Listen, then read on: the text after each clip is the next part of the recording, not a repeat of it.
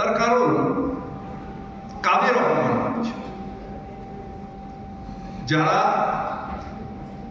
ভারতীয় বলতে আমরা যে গর্ব অনুভব করি, যাদের ছবি এখানে রয়েছে,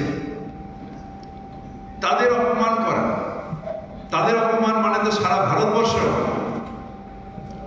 বঙ্কিমচন্দ্র চট্টোপাধ্যায় এমন একটা স্তরে, তার অপমান প্রেজেন্ট প্রাইম মিনিস্টার যদি করতে চান পারবেন না, কারণ ওই স্তরে তিনি উঠতে পারবেন না জীবন।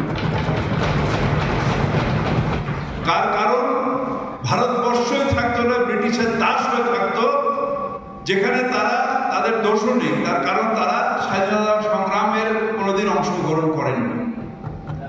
তারা শুধু মুচলেখা দিয়ে সাভারকার সাহেব বেরিয়ে এসেছেন ছবার, তা নয়। স্বাধীনতা সংগ্রামে এদের কোনো অবদান ছিল না। তারা জানেই না, তাদের মধ্যে সেই স্ফুলিঙ্গটাই নেই যে স্বাধীনতা সংগ্রামে যারা অংশগ্রহণ করেছে তাদের সেই উচ্চতা। বন্দে মাতরম বলে হাজার হাজার ছেলে স্বাধীনতার সংগ্রামে, যারা স্বাধীনতার সংগ্রামী, তারা প্রাণ দিয়েছে, সেই যে অনুভব, সেই অনুভূতি, সেটাই এদের মধ্যে থাকার কথা নয়। তাই বঙ্কিমদা কথা বলতে পারেন, তাই কোনোদিন হয়তো রবিদা বলে দেবেন। তার কারণ তাদের বাংলা শুধু নয়, ভারতবর্ষের সংস্কৃতির সাথে, স্বাধীনতার সাথে কোনো রকম সম্পর্ক নেই, কারণ ওই পার্টিটাই হচ্ছে বেনিয়া পার্টি।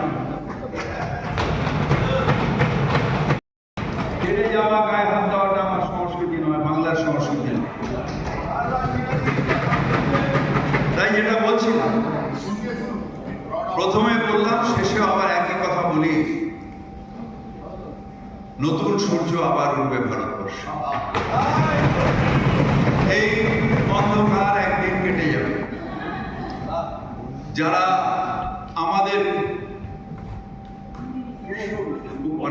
যারা প্রাতঃস্মরণীয় ব্যক্তিত্ব, সবার সম্মান নিয়ে এই ভারতবর্ষ আবার বলবে যে সকল দেশের সেরা সেজে আমার জন্য। সেই আশায় আমরা সবাই